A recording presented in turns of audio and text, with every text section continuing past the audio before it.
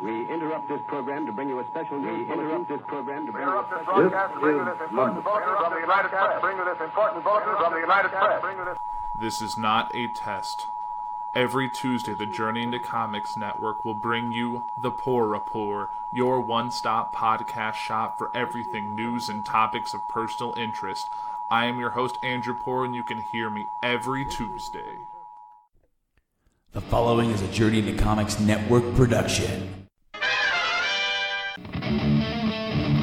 Ladies and gentlemen, you're listening to Journey into Comics, the podcast about everything nerd, with your hosts, Nate Phillips and Brandon Stone. We've come a long way from the Prime Minister's exploding cake. Or have we? Hey everybody, welcome to Journey into Comics. I'm one of your hosts, Brando. Joining me here today is my co-host with the most, Nate Phillips. How is it going, sir? Good morning, my friend. Good morning indeed. Episode 160 has arrived. We are here. We got a pretty cool show for you here today on the Journey into Comics Network. As, of course, with this, the flagship show, Journey into Comics Podcast, the show about everything nerd. Nate. Yeah, how's it going, man? You know, it's going pretty good. Of course, we were supposed to record last night, and as with things, are sometimes, I started to develop a headache or a migraine. I felt it kind of coming on, and I could have powered through this, but the issue is that when I start feeling that way, my drive starts lowering. Yeah. Your energy goes down. And so I really felt tired. And so when I do that, I never want to do that. I hate feeling that I'm not giving my best on a show or that it's not getting my full attention, because then it's just like I'm there and I'm not an active part of it. I'm just, it's almost like you would be talking and I would be like, yeah. Yeah, with not a lot to input. And that's the thing. With migraines, man, I've lived my whole life with them, almost on a daily basis. So the thing is, they can really destroy your energy because you go into conserve mode because you're fighting to feel anything. Like, it hurts so bad that you're just like, I'm overwhelmed with pain, so I have to go into survival mode. So I've done it. I've podcasted before. We've been, 3 podcasts deep in a day and get to the third one, and I maybe start developing a little one, and I know what it's like to have to power through, and it's not fun. So as soon as you were like, dude, I got a migraine and I'm not really vibing it, I was like, why don't we just look, I can take one for the team and become a morning person, damn it, and get up at the ball sack of dawn, which is not really that early for everyone else, but for me it's pretty fucking early. It's just now 9:30 as we're recording this, but I think I was up at like 7:40 or something like that. So but man, we got a cool show today. It's fun because last night I said, well, maybe us delaying this will lead us to getting to see the Justice League trailer, and bingo, wish granted. They dropped it this morning right before we started recording today. I want to get your thoughts on this 3.5-minute epic-looking trailer. It looks pretty good. It really does. I mean, the last 2 trailers have both been a drastically different feel than that original, teaser trailer, or the original trailers of Bruce going to visit everybody. Yeah. And so it really gives you the vibe that this is going to be a pretty action-packed movie. And also filled with enough character entertainment. It's so obvious that the direction that they're taking with the Flash is he's a young kid he's not a hero. This is almost like his introduction into being a hero is him being recruited into this. He's basically for example, the Spider-Man, what they did with him in the MCU, they're doing that here with the Flash. And I loved how when he sees the Batlight, he marks out. Yes, he does. He's like, that's the Batlight. That means that's your light in the sky. Oh, he's like, you gotta say it more quietly, like, and he brings his voice down. He's like, that means we have to go. And Bruce is like, yes, that's exactly what that means. Tonally, this movie feels way different than those original trailers, Brando.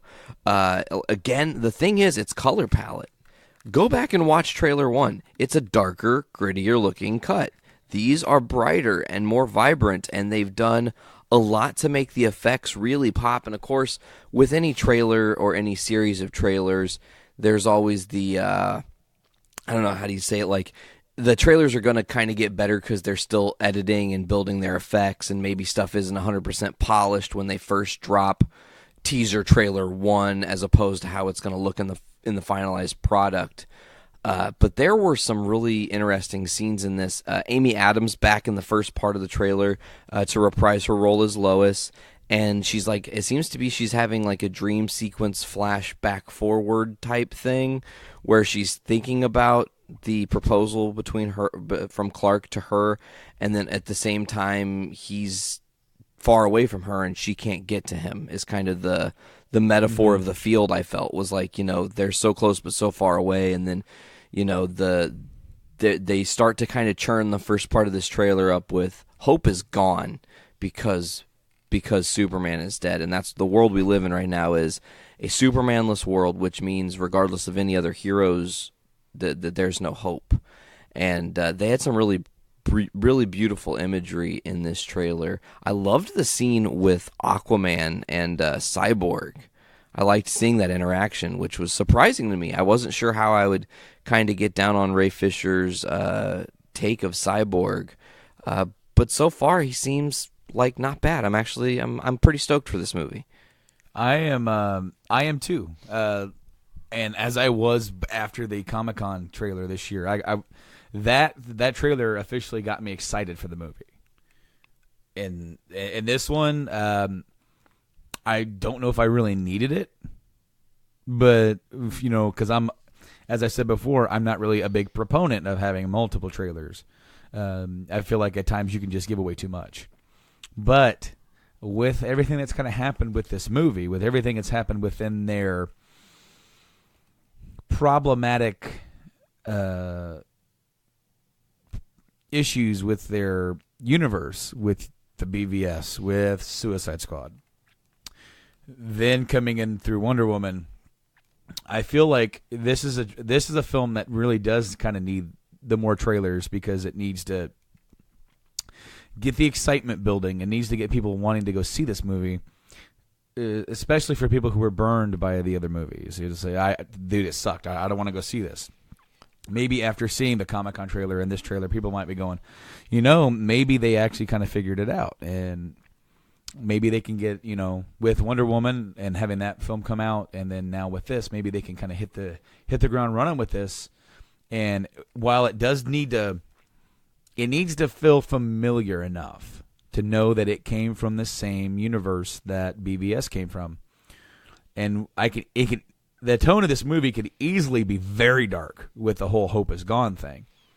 But that is where you can easily have that side of it while having the other characters being uplifting enough to bring that out of it. And as you said, the color palette seems a lot brighter here. And so I guess we'll just see. And then how much of that was Snyder, and then how much of it is Whedon in the aftermath? I'm not sure if that's ever going to be a question that we ever get answered. Was how much in that trailer that we just saw was originally Snyder's vision for this? It's hard to tell. And that's another thing I wanted to mention too about the trailer. One thing that is pretty standard is a lot of times in trailers you get kind of the carryover where you'll see a lot of the same scene shared throughout multiple trailers, or parts of the same scene to kind of build the anticipation, and then that way they can control, okay, we're going to take this 1 or 2 minute clip and use parts of it throughout our trailer's run. And it seems like the clips they used in the very beginning when Snyder was at the helm have been fully, I'm not saying fully abandoned, but like they never went back to Bruce recruiting the team. So like now are you telling us the story via trailer, and that's literally just going to be the movie is starting there, and then we're going to transition into this big battle, mode? Well, if you notice in this trailer, they actually did go back to Bruce talking to Aquaman. Yeah, except for it wasn't No, but I can imagine him like walking and talking, and then him going into the water and him saying something to him, and it's that phrase. I can't remember. It's like a quote. I can't remember exactly what he said. He's trying to say, like something about one is strong, but a team is stronger or something. But then like he's like, the one is the strongest, or I'm the strongest one, or some shit. Like Aquaman essentially saying like, no, I don't need anybody's help. I'm the strong one, and one person makes it the strongest, and it must be like a Aquaman saying or some shit. I don't know. And I will say again, I don't know. A lot of these action sequences had to have been done before Snyder was out, because they finished principal photography before he bowed out. They were going to go back for reshoots regardless. I know that they were, but now that we're just going to have a different mindset with that, with the fact that Whedon did them. But the whole thing of Aquaman getting carried or flown by Cyborg, and then Aquaman flying around throwing his lance or trident, and then landing on the Batmobile at some point. So you have these cool moments, very well structured within them. To me, looks like it's that superhero team up thing that we saw in the Avengers, but we're getting to see with these DC heroes. Yeah, man. You wonder how much influence Whedon has on some of this, because he's already done it. Absolutely. And he's done it in a way that, look, if Joss Whedon doesn't do Avengers successfully and it fumbles, so does the whole MCU. It was very, very important that movie did what it did. And yeah, it's built on that one scene. And yeah, maybe the movie isn't the greatest story of all time. But it was right for the time, and it did exactly what it needed, because it hooked everybody's into the Marvel Universe. So Joss probably went like, hey guys, that's a dumb idea. We don't need Lex. That's too much. We probably also don't need Darkseid yet. That's a little bit bizarre that you would try to bring him to and try to also do all these other things in Steppenwolf and whatnot. And then he probably also said, last 20 minutes of the movie when like literally the heroes and their hope is lost, because that's going to be, I think, the big driving factor of this movie is bringing hope back to everything. So I think that they're going to come to a point in the movie. I know. But they're going to be coming to a point in the movie where literally the heroes are fucked and there's no chance. They have no fucking chance to do anything. And then Goku comes back. And then Goku comes back because he's stronger than Superman. But Superman comes back with mustache and all. He needs to have the mustache. It'd be hilarious. Even if he it's even funnier if he just has the mustache and none of the rest. Well, the thing is, though, is he could technically do the beard thing. They could have him in beard look, and then the mustache doesn't really affect anything. They could, but I want to see him with just the mustache and just show up like it's like, and then it's like the Senior Soups. He's like, hope has returned. Heat vision. Rah! And they're like, you have a mustache. He goes, well, I've been dead for a few months. You only have a mustache. And everywhere else is really nice. I don't know. You're very well groomed. Don't you know that about Kryptonians? While we die, our hair gets done up with gel, and we grow mustaches. It's part of the lore. Another thing, man, to talk about it, we haven't talked about this yet, and it's not on the rundown, and it's actually not a part of the trailer. Really, do you know about the Mercedes? No. Train of Our Existence. Probably won't be heard, by the way. But so Mercedes worked with Need for Speed. This is kind of gaming news, interestingly enough, right? Okay, yeah. Mercedes works with Need for Speed, and they built this custom video game car. It was like this super futuristic car that in the game could be remote controlled and all this like bizarre out of this world shit. Mercedes also got the bid to do the Justice League movie, to, you know, do primary sponsorship or whatever. So they decided to bring that car from the video game to real life for Bruce. Except for they had to do a 10% increase of the overall creation of the car because Affleck is so large, like, because he's a tall dude. But also, here's the crazy part. The interior of the car is never seen in the game, and it actually was never built because it's just, you see the outside of the thing. It's a need for Speed, right? So here's the crazy part is that they had to custom build the inside, and it is the most futuristic fucking looking ridiculous car. It is so Bruce Wayne that it just, I was like, look that's a great move, guys. Like, you did something and got the character Bruce Wayne something that you don't just go and buy as a normal human being. That's a custom piece for that movie, and it's going to set it apart, which is cool. But another thing I wanted to say about the trailer is they show some pretty epic, like, war fighting sequences where there are big armies of people battling, and it looks like some people get, I don't know if it's incinerated or somehow they turn to nothing. I don't know if that's like the Parademons or Steppenwolf's power, but it looked like some people were fighting. Some shit looked bad. And I don't know, man. I'm hyped for this movie. I can't say that I'm more hyped for this movie than Thor, and I know that's weird, and maybe people are just like, why the fuck is he so on about Thor? I just feel it, man. I really genuinely feel that movie's going to be one of those opportunities where Marvel's going to prove that they can do something different. But anyways, I'm really stoked on this trailer, bro. I am too, and I'm looking forward to seeing it, and I have to kind of pick my motives and pick my moves here about what movies that I can see. Absolutely. Which will bring me to a second topic, just for a second. I really wanted to go see Blade Runner this weekend, and it didn't happen. Well, difficult, man. That's the thing. It's just not like you can just get up and go. You guys have plans going on. It's sad because I think Blade Runner's opening day was not very good.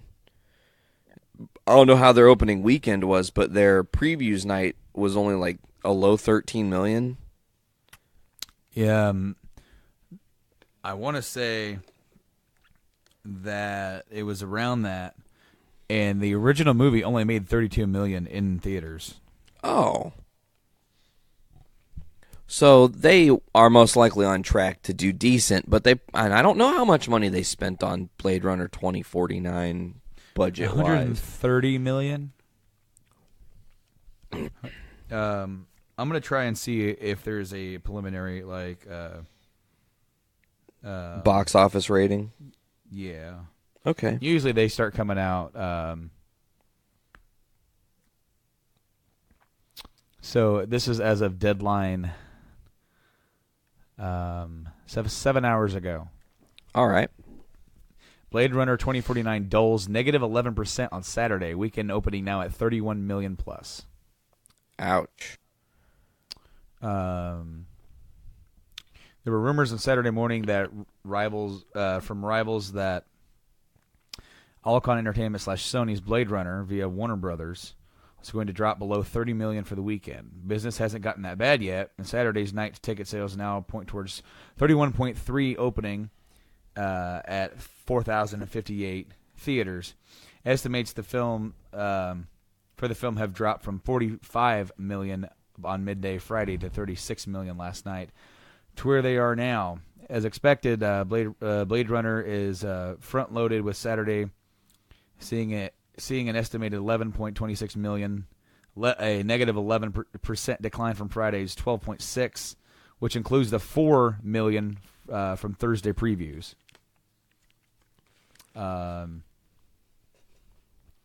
This really sucks.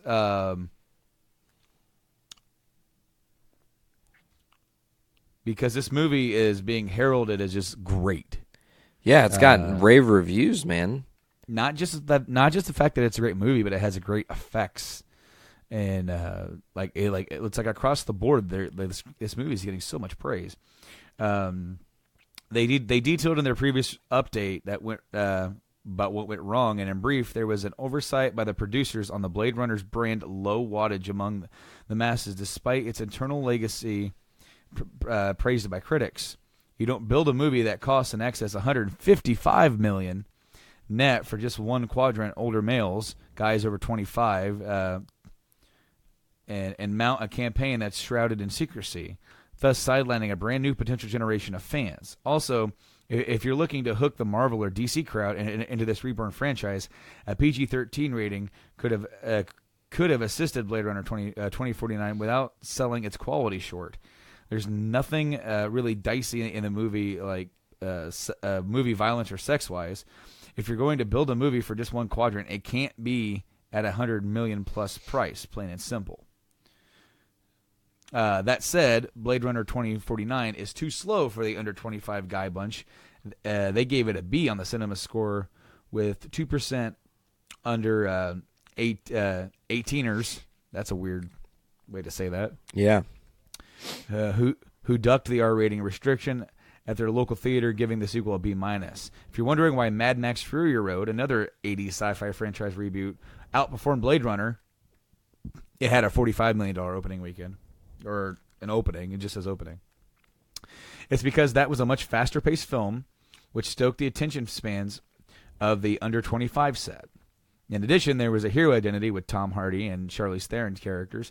The latter a persona who could stoke those women showing up to the theater, basically banking on Charlize's drawing capability. There is not that much hero identity going in on the moody, brooding tale of Ryan Gosling's Blade Runner K. Per post track, I guess it's a website. I've never been on this website, so they're like saying all this stuff. I have no idea what they're talking about, really. More under 25 men turned out for Mad Max versus Blade Runner, and more under 25 females. Also, they give percentages. I don't give a shit. Mad Max's demos were more spread out and not so older guy heavy when compared to Blade Runner. Males over 25 or 34% for the George Miller directed pick to 50% to Blade Runner. Basically, Nate, have you ever seen the original Blade Runner? Yeah, man. Like one of my favorite movies. Okay.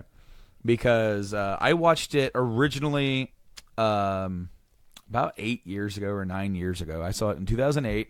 Me and Rob watched it. It was the first movie I ever rented from the PlayStation Network. And it was on Friday. And I got home, and we were going to make... we're still eating pulled pork. Hell yeah. Now, we decided to make pulled pork tacos. Ooh. Where we reheat some of our smoked meat in some salsa verde, and we made some pico and put some guac. Sold. And yeah, dude, it's like simple. The pork had all that smoky flavor with just a little bit hint of like the salsa verde in there. It was awesome. It was a leftover win. But with all that said, so I went to the store to pick that stuff up, and I'm like, you know what? I want to see Blade Runner this weekend. And I'm like, it's been so long since I've seen the first one. Let me go see if I can find it in the $7 Blu-ray bin at Walmart. Okay. I found it. Sweet. So I watched it Friday night. Yes, it is a slow-paced movie. It's not an action flick. It is a period. When I mean a period piece, what I mean is it's like set in the future, and you are engrossed in this future. The movie was released in '82, and for its time, visually, was just amazing. But it is kind of a long haul to watch that movie. It tells a really good story. And then I think Blade Runner is going to get a lot of praise, but I think it's going to struggle to get its money back, and I think we may not see another one. I'm hoping that they can do something with Blade Runner because I really enjoy the universe, but it's all about money. And we saw that with Ghostbusters. Yes, we did. Ghostbusters underperformed big time. Sony is in a position where they're hurting. They can't gamble on this kind of stuff. Well, they keep taking loss after loss after loss. I mean, if you look back at what they consider losses, and I think we're in a really interesting time, Brando. I wanted to mention this because you're talking about these numbers, and making $43 million is not anything to scoff at on an opening weekend of a movie. No. However, making $30 million is nothing to scoff at. Correct. And but when your budget is $155. Well, yeah, but I think that this movie suffers from the Blaining, essentially. Blaine said it best. He's like, I haven't seen that movie yet. And there are a lot of people who haven't seen the original Blade Runner and have no idea what they're missing. So when this new movie's coming out and they know it's tied to an old movie, by default in their head, what's the first thing they think? Well, fuck, now I got to invest in the old movie before I can even go watch the new movie.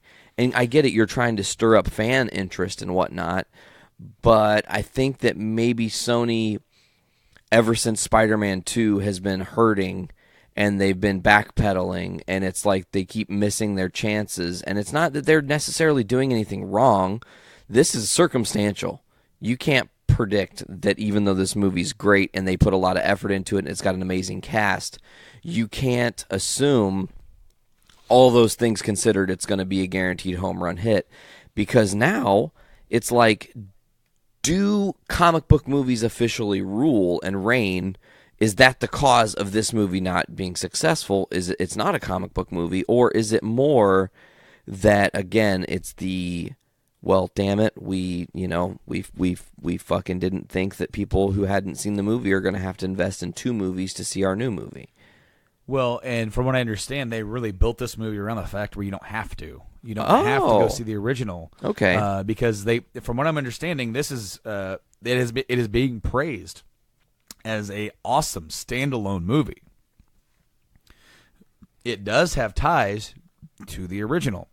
It'll Clearly. help you out. It'll help you out tremendously if you have seen the original movie, because Harrison Ford is in this movie. His character Deckard is in this movie. His story plot continues in this movie, but from what I understand, kind of spoilery here, I guess, it takes a while to even get to him in the movie.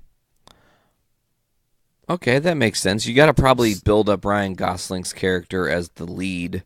You've also got to build up the setting. I mean, you're talking about a sequel to a movie that is so old, to a movie that has been built off of a cult following. Okay, we're not talking about E.T. having a sequel here. E.T. was massive. Okay, you make a sequel to E.T. 40 years later. If in 2 years Spielberg goes, you know what, I'm doing it. I've seen how some of these other directors they brought something back. Let's do a modern day telling of E.T. I guarantee you 90% of kids out there, even ones that were born later, have seen E.T. Correct. If not, their parents have, and they have access to it. Blade Runner is not that. Blade Runner is cult. What I said. It is cult. It never really grew too much above that.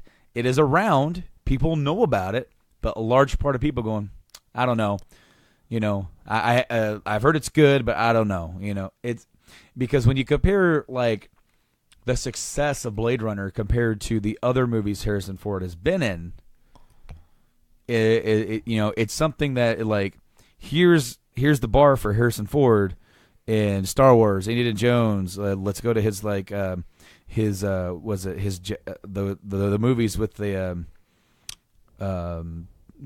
Fugitive, Air Force One, even. And then you have the movies where what's the dang thing called? Hollywood Homicide's good. Well, no, I'm thinking about the movie where he plays a character like a lawyer or not a lawyer. Was it? He's a pilot in 6 Days, 7 Nights. Like John Grisham movies. Okay. I don't know what. You know who John Grisham. I'm just gonna look up Harrison Ford because I'm tired of stumbling. You're over talking about like the guy that is that the guy that wrote like the Patriot Clients Games. Yeah. I haven't even got there yet. I just remembered it because I ended up clicking on the wrong person. Good job. That takes skill to fuck it up and still get it right. Well, I just remembered Patriot Games. He has a few others. But I know what you're saying, man. He's not. It's not an upper echelon movie of his that is ultra memorable. It's Blade Runner is, like we've said a couple times now, it's a cult classic. And if you don't know about it, and if you've never been introduced to it, you probably haven't seen it. It's not like it gets played a fuck ton on TV and reruns. It's not one of those movies, you know.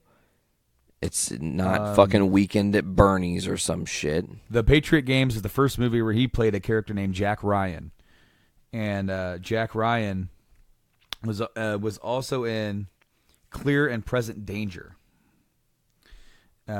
He's a CIA analyst, and I think John Grisham was the wrong guy I was thinking of. Oh, I think it. Tom Clancy. John Grisham, or I think that's the guy that wrote like The Client and The Pelican Brief and shit. A Time to Kill, yeah. Yeah. He's the lawyer guy. He's the lawyer guy. Clancy's like the espionage guy. Espionage military guy. Yeah. But like, there's so many movies with the Jack Ryan character and other actors who have played him. Didn't they release a movie called Jack Ryan? It is Tom Clancy's Jack Ryan. It's a 2017 TV series. Oh. I just looked it up. Interesting. Then you have Jack Ryan, Shadow Recruit, played by Chris Pine. Chris Pine's everywhere, damn it. Hunt. I want to say Hunt for Red October. Okay. Yeah, Alec Baldwin plays Jack Ryan in that one. Huh. So they're like there's like all these movies with this character named Jack Ryan, who has this epic career. He's the James Bond of Tom Clancy's universe. Pretty much. Okay. Or like what's the newer one with Jason Bourne? Yeah. Now, going back to what I was saying about Blade Runner. Okay, Nate, check this shit out. I went on IMDb. Right. Sure. I got on my app, and one of the first things I saw was an ad for, of course, it didn't show up now. It was some NBC ad. It was an ad for Blade Runner. All right. Now, they are putting money into this. I feel like they are going to make their money back collectively. In the long game. Well, you know, yeah, they're going to go to the overseas markets. They're going to go to video. I feel like they're probably going to make their money back before it goes to video. I feel like I'm hoping that the studio takes a look at what they've done and go, all right, now this movie has basically look at this movie as like a new first movie. You know, they're looking at it right now as the second movie of like a franchise. Let's take a look at it as like a first movie and go, is there anything else that we can do with this? And is there anything else that we can add to this? Meanwhile, it's like you don't want to mess with the formula too much. You don't want to suddenly make Blade Runner a nonstop action movie. You know, because it's just it's not what it is. It needs. And that's something that was also heavily praised about the film. It's like, you know, it didn't try to change what the original movie was, and this movie adds to that same type of feel, and it brings in the same tone, and it brings in the same look, even with today's standards of effects. And hearing all this stuff about it surprised me, as I said last week, but that's what makes me want to go watch it. And if I can, I want to go watch it. But I'm probably going to have to do it. I was going to try and do it yesterday at 11 a.m. And it didn't happen. So tomorrow after work. Maybe. I don't know. Well, you can't go tomorrow before work. The fucking theaters won't be open. How awesome would that be, though? Like fucking amazing. I just let me in, guys. I'll pay you $20. That's actually a market that we could tap into, Brando, the late night movie theater. Like, for the late crowd. Hey, we'll play the fucking new movies that are just dropping. We'll stay up late with you and watch movies.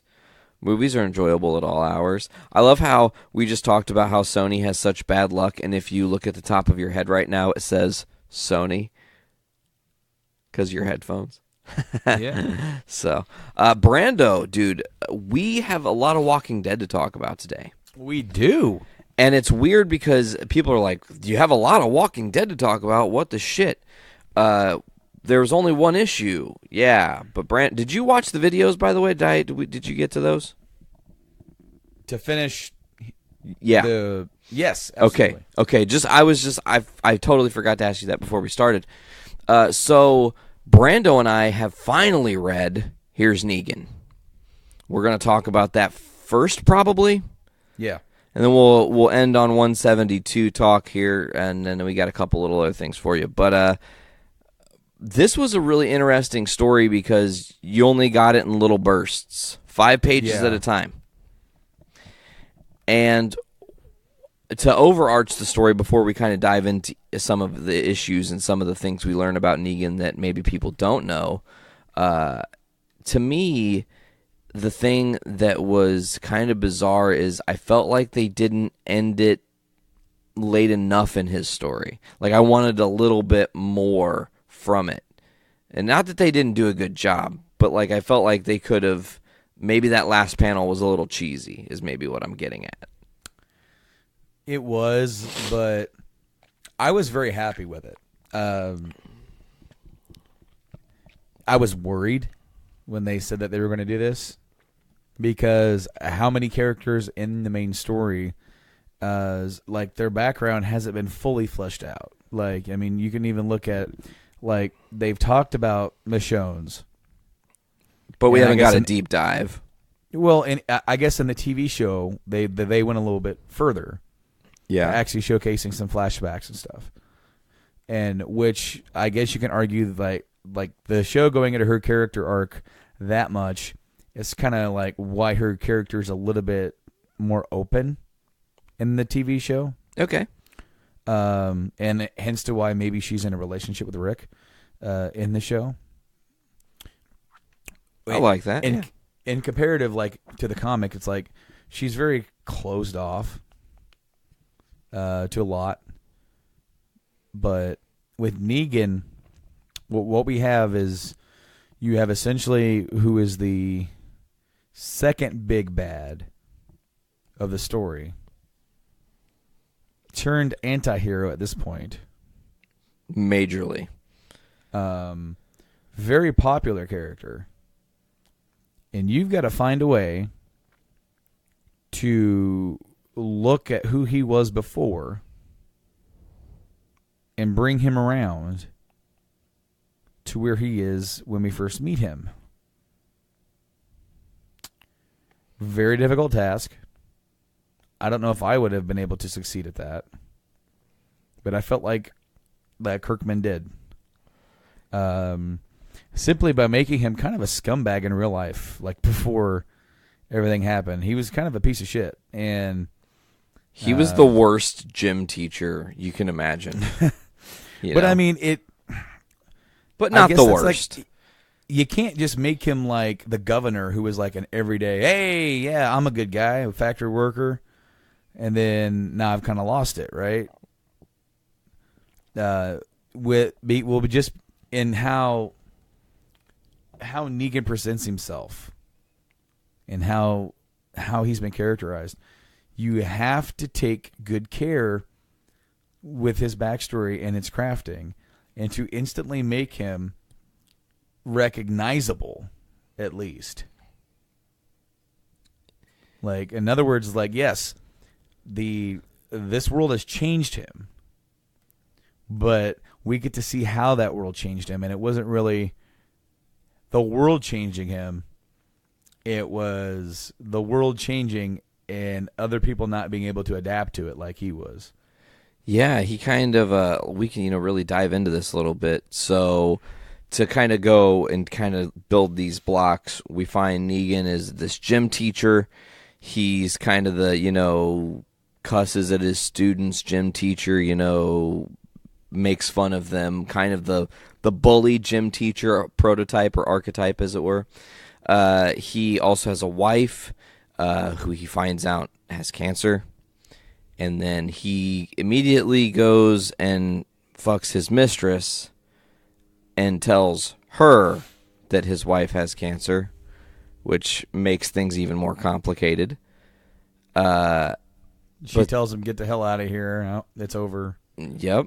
And then You're a piece of shit. And he goes, "It took you that long to figure it out, huh?" Yeah, he's like, "Wow, great. Finally arrived, have we? Like, thanks for finally joining us at the Negan shit show." And then his wife is it's really bizarre because it's like she knows. She's known the whole time, maybe. And she goes, it took because he says that he broke it off. Yeah. He goes, "I broke it off with her. I want to be with you." And she's like, "Are you a fucking idiot?" Yeah, like, I'm the one that's dying. What are you thinking? You chose me. Yeah, he goes, and he's like, I realize that you're who I want, and I want to be with you. And, and I want us to be together. And she goes, "Well, that's not going to be very long." Correct. And I felt it was interesting because I don't know if you noticed this, but I don't think he says her name except for one time. And it's the shit is hitting the fan moment of here's Negan's story, because now we are back at the start of the outbreak. And we're in a different person's perspective now. It's from Negan's eyes, and he's with his wife, and she's in the hospital, getting obviously worse by the second. The doctors are like... Oh, go ahead. He is the second characters so far in The Walking Dead whose story started in the hospital. Rick. That's kind of a cool little dichotomy there. Yes, it is, very much so. They're way more similar than we realize. It's interesting, too, because Rick also lost his wife that he really loved, and it kind of drove him to be the Rick he is now, which isn't the Rick he is now anymore. That's bizarre to say. But so Negan is in the hospital, and he's like, "I'm not leaving my fucking wife." Or, "No, whatever." They're like, "Okay, fine, fuck you, we're going. Like, we're going to leave you in this hospital. You're going to have to fend for yourself. Good luck." And she dies. And he is very sad, and he's crying, and he has this moment with her, and it's bizarre because it was the most selfless we've seen Negan in the entire series, most likely, because he decided to stay with her when really he could have abandoned her. She was going to die anyways, and then she does, but he stays with her in her final moments. And then she reanimates. And now Negan is like, "Lucille," and you finally hear, boom, there's her name. There we have it. Now there's the connection. Now we know officially that this bat that we've gotten so much story in the book with and why it's so important to Negan, now we get the backing up of the importance and it solidified it. It was really cool. Negan starts to kind of just find people and say, "Sure, I'll help you survive. Let's do it." Except for everybody fucking sucks. Yeah, they all die. It's almost like a montage. It's like he meets them, and then like a panel or two later, they're dead. It's like he meets them. You get a whole thing of, "Hey, blah blah blah, blah blah blah," and then they're dead. Yeah, and then finally, deeper into the story, we meet a guy named Dwight. And I loved when that finally took place, because it's like, "Hey, I'm Dwight." And Dwight is kind of the leader of this group of Saviors 1.0 before they were officially Saviors, because, of course, that Negan makes that official. They were survivors. They were just survivors, correct. Thank you. So it was interesting that Dwight, they introduce each other, and then Negan's like, "Okay, well, I'm going to join you guys, but want to fucking have it. You got to want to live. Everybody else I've been around, they just fucking die, and I can't do it anymore. Like, every fucking person dies, and I'm so sick of it. And think about that for Negan. He was living his life in this moment. He has it all. He's this whole situation going on, and then it's abruptly taken from him. Cuts ties with the mistress, loses his wife. The world starts to end. He's got to kind of figure it out on his own. Every person he tries to connect with, I think there's even a girl maybe he's dating at one point for like a short hot minute that he has with him, and she gets bit, and he's like, are you fucking kidding me? How long ago was it that you got bit?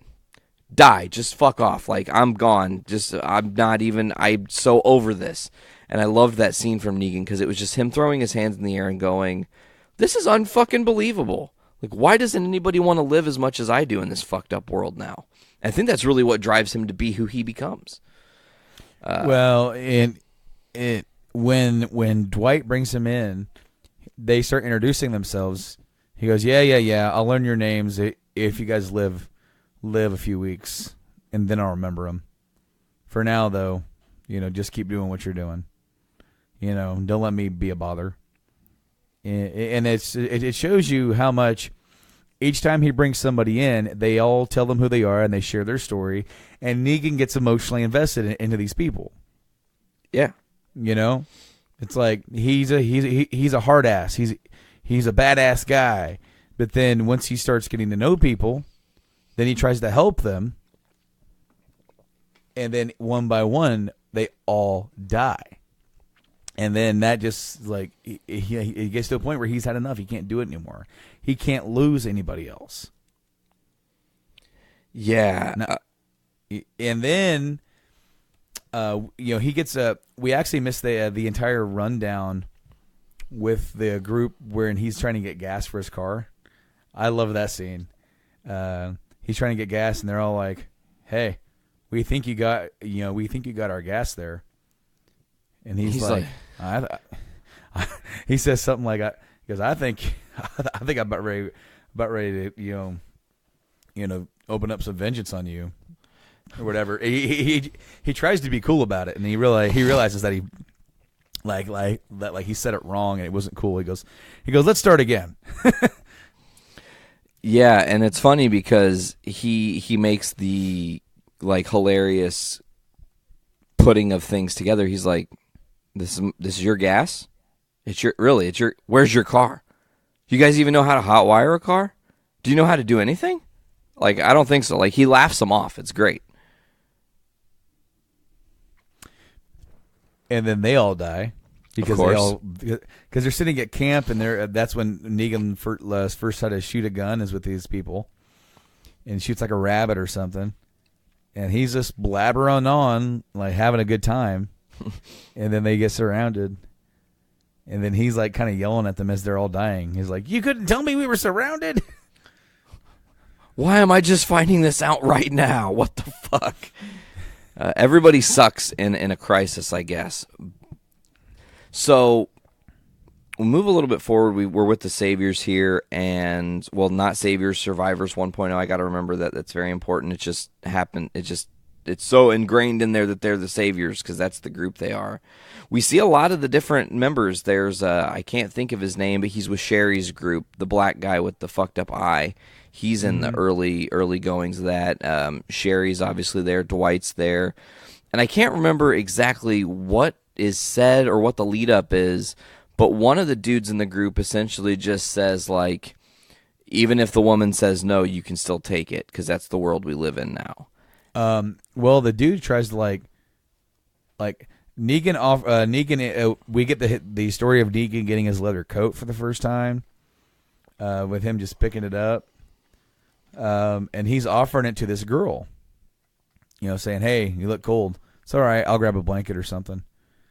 And Negan being a genuinely nice guy here, yeah. And then this guy goes, "Saw you looking at the merchandise. Maybe I'll let you, try a sample or something." And Negan is like, "Excuse the fuck out of me? What did you say?" No. I heard what you said. He's like, don't even say shit because I heard what you said, and I know how you meant it. And that shit's not going to fly around here now. You understand? I'm the guy in charge. Basically, Negan slowly starts taking charge of Dwight's group, and like how that ends up happening is just like people see him surviving, being a badass at doing so, and therefore when he's like, "All right, let's go, follow me," and he just does it, and everyone starts following him. And there's even like this. There's even a panel where Dwight's like bitching about it to Sherry. Oh, so he's in charge now? She goes, "Whoever said you were in charge? Somebody has an idea, and we all agree to it." Yep, and whatever the best idea is, we're going to go with it. Just because he made the idea doesn't automatically make him in charge. But it does. He takes it. Because when that dude says what he says, Negan takes it into his hands. And he beats the fuck out of this guy with the bat. Lucille's first taste. Well, actually, they have like a scuffle first, right? Yeah. They had like a little scuffle where they end up like hitting each other a few times. And this dude pushes Negan into the barbed wire because they have like a little barbed wire fence wrapped around them to try and protect them from like, the walkers coming in. And Negan like pulls himself out of the barbed wire, grabs the bat, and then proceeds to beat this guy's brains in. By the way, if you can hear that, that is the wash going. I can't hear anything. Well, I mean, you might be able to pick it up on my end. Oh, yeah, that makes sense. Just so you know, I mean, podcasting, laundry, it's all a part of the of the day here at good old Studio B. But that's life with a toddler, man. Hey, you got to do laundry sometimes. But yeah, we get to see Lucille's first victim. Well, I guess he's beaten up a few people with it. But has he actually bashed a dude's brains in like this? No, this is his first soiree into vampire bat, I think. I absolutely love the writing for Negan here. Because then, like, he's starting to say something. And then he stops. And he goes over, rips some of that barbed wire, and wraps it around the bat. Which is actually the very first panels of the book. Here's Negan, yes. Which I loved the wraparound. And then he starts walking with the bat on his shoulder, quite like he does later on. But now he's given this speech about how things are different. He's in charge. He goes, "You're with me? Fine. Awesome. We'll protect you." He goes, "You want to hurt us? You're going to end up like this motherfucker down here." He's not playing around anymore. No. And I loved that he also, I think it's important to note that he kind of was like, okay, so I know that what you just saw was real fucked up, but I'm trying to make a difference here. And that shit wasn't cool, and it shouldn't have been cool at the jump. And I had to make him an example. He doesn't really say all of that, but in so many Negan words, that's kind of where his mind goes. And then I love that someone's like, well, how do you know that things are going to be different? And then that's the kind of the last panel, which I thought was cheesy. And it was fitting, though, because he says, "Here's Negan" is like his final line. Which is kind of like, "Here's Johnny," but here's Negan, which is exactly how I read it, like Jeffrey Dean Morgan, Sandra. I heard that they might actually incorporate some of the Here's Negan story into the season of The Walking Dead or the coming seasons of The Walking Dead. I cannot wait for that now. Now that I've actually read the story all the way through, and I've seen what it details, I would love this to be a full-on hour-and-a-half special like we got with Morgan, was it two seasons ago now, where we had that one episode that took an entire break from the entire story just to tell us his story from when he stopped being goofy, crazy, and his rehabilitation. I would love for them just to take us on a ride with Jeffrey Dean Morgan playing Negan, and we get to see the entire arc of this. We get to see this entire book played out in like an episode. God, that would be radical. I would absolutely love it. I think I read a lot of the dialogue exactly the way he would say it, and with his cadence, and I cannot wait to see what he would do with it. Interesting. I was going to say something. Of course, my brain sometimes doesn't always work. Oh, it'd be awesome if they called the episode "Here's Negan." Yeah. I mean, just, as a little Boom. extra Easter egg there. Boom, handled, done. You can take that one, Walking Dead. I'll give it to you for free because you probably already thought that was what you were going to do. You had some Walking Dead TV news before we continue along the comic book news, but I wanted to know, overall, this story, man, is this your favorite backstory of a Walking Dead character now? It was really good. I mean, I don't know if it's my favorite, but it's really good. It's definitely up there for me, yeah. I was, as I said, I was a little nervous about how they were going to handle it, and I feel like they hit it out of the park. Yeah. No pun intended. Ha ha ha ha ha ha ha. But the TV show, yeah. So New York Comic Con was this weekend, and quick side, they were going to have a Punisher panel, and they canceled it due to what happened last week in Las Vegas. And they've also delayed the start of the show because of that. Yeah, not good to promote. It sucks. The whole fucking thing sucks, this whole thing that happened in Las Vegas. And obviously our thoughts are with everybody who was affected by that because it's a fucking travesty. And so many fucked up things going around with the whole thing and conflicting stories and whatnot. But, yeah, Marvel has to make this decision, and I think it's the right one. Don't promote a super violent comic book character right after a really terrible act has happened. It just is. It's maybe in bad form, and what is it going to hurt them to delay it a little bit? It's going to make people who really want to see it even fucking more. Yeah, but then on the other side, we have the Walking Dead panel, and it was confirmed 100% that there was going to be a crossover between the original Walking Dead series and the Fear the Walking Dead. Now that it's been confirmed, we don't know how that crossover is going to happen or when. It could be that a prior character from Walking Dead could end up in Fear the Walking Dead. So we could see a character crossover there. Or we could see a future version of a character from Fear the Walking Dead because timeline-wise, that is still behind the main series. Yep. And so we could see a future version appear over there, and you're just like, wait a minute, this character's over here doing this.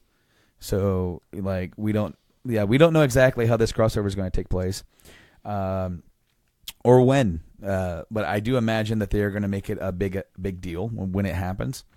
Obviously, the shows air off adjacent with each other. So, like, when one ends, the other one kind of picks up and goes after a couple weeks. So I want to say, like, the first part of a season of Fear begins, like, in the, like, late April, May, June era of the show, like, of, like, the year. Whereas Walking Dead ends in April. So then Fear kind of goes from the spring and summer and then takes a break and comes back for the B-side, like August, September, wraps it up, and then we get a few weeks of reprieve, or I think last year was like maybe a 1 week. We had like Fear the Walking Dead, and then like maybe a week off, maybe, and then it was The Walking Dead. Oh, sweet. So this is interesting because it seemed like they had said when Fear the Walking Dead first got announced, like they'll probably never cross over. That's not our plan or whatever. And I think time has changed everything, and now Fear the Walking Dead has solidified itself as a pretty great show. As I said, I haven't caught up on it yet, but I keep hearing things. People keep telling me, like, oh, you have to watch it. It's so good. After the first couple episodes, it's, it might be a little slow. It's just, you have to build and get these characters because you're going back to the start of the outbreak and whatnot. And you're on the West Coast, which is super interesting because it's completely across the country from from where the Rick's group is, the main group, as it were. You do have to let these characters. You have to get attached to these characters, just like you got attached to characters from the original series, and that's difficult to do because now you're, Kirkman has says technically Fear the Walking Dead isn't a spinoff because it doesn't have any other prior character in this one. And typically a spinoff is a spinoff of, like, for example, Happy Days has spun off into several different shows. Like you had Laverne and Shirley, and then you had Mork and Mindy. Then you have like, what's the name of Joni and Joni Loves Chachi. Yeah. You had all these shows that came out of that one show. So, yeah, I'm go excited ahead. to see what happens. It'd be really cool if they had a character, and again, I don't know anything about Fear the Walking Dead, so this is going to be me completely just like making shit up, and I don't know if this fits their storyline or anything, but it'd be interesting if they had somebody who was like kind of maybe not good guy, not bad guy, kind of a middle-of-the-road player, plays both sides of the fence, disappear from Fear the Walking Dead, and then, like that's the finale of their season is this person like going missing, and then the start of The Walking Dead is this new villain who's shown up, who is that character, like you said, a future-tripped version, because then it's like, well, when I left them in Fear the Walking Dead, they weren't necessarily a good guy or a bad guy, and now they're, holy shit, how did they get there? It makes you want to learn more about the story.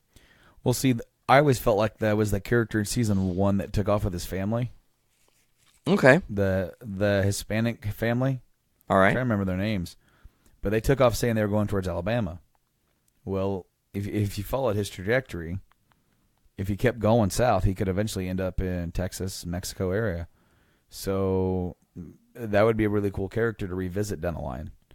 A character who was there in the beginning from The Walking Dead, who took off, said, "No, I'm gonna go." And when we catch back up with him, he's lost his family. Yeah, that'd be fucking crazy. But let's go ahead and move on to Walking Dead 172, Brando. So you're finally caught up on the books. Yep. How you feeling, man? I'm definitely excited after the end of this book. Man, do they leave us on a major cliffhanger, but let's build to it. So when this book picks up, we're where we left off from 171 with Princess joining Michonne, Yumiko, Magna, Siddiq, and Eugene. Can't believe I did a good job in remembering everybody who's in that group.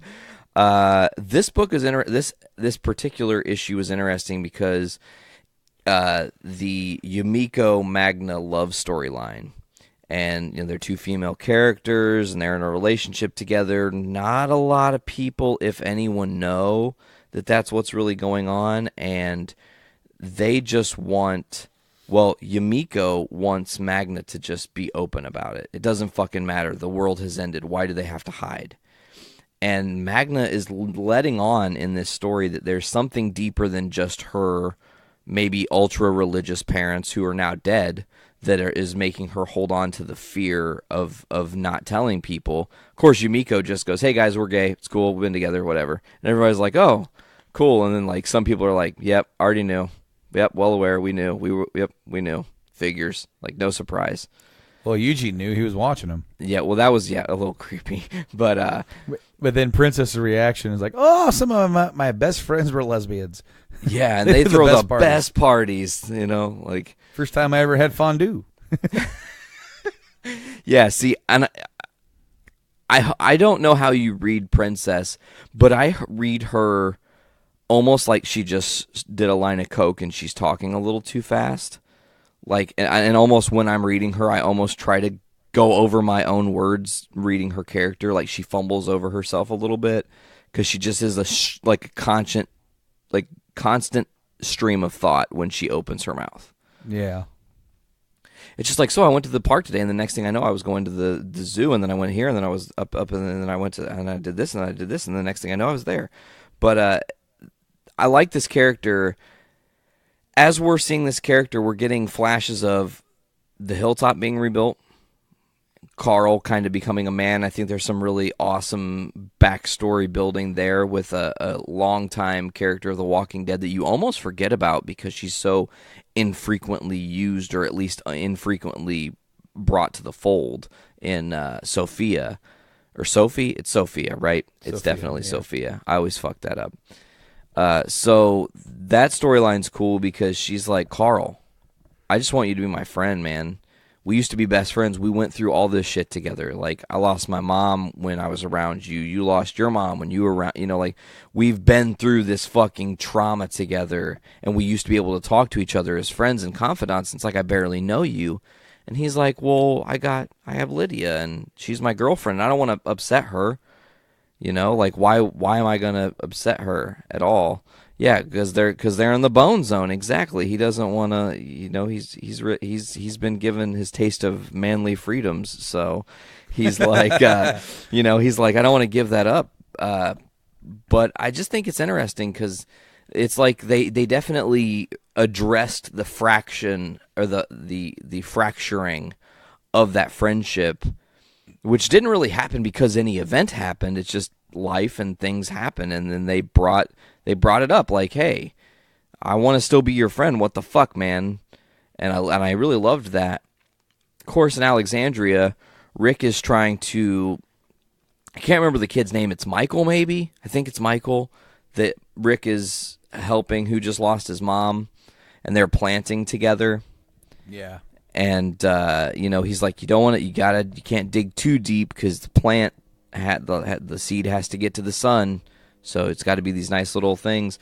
And then, of course, Rick is talking with Jesus, right? And I can't remember actually how that conversation goes because, of course, later there's another thing that happened with Jesus that totally threw my brain off.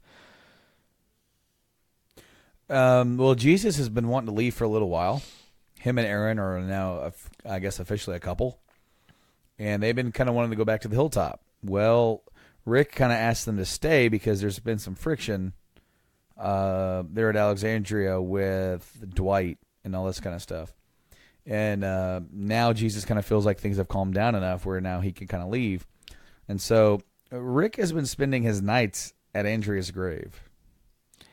Not just spending his nights. I mean, literally,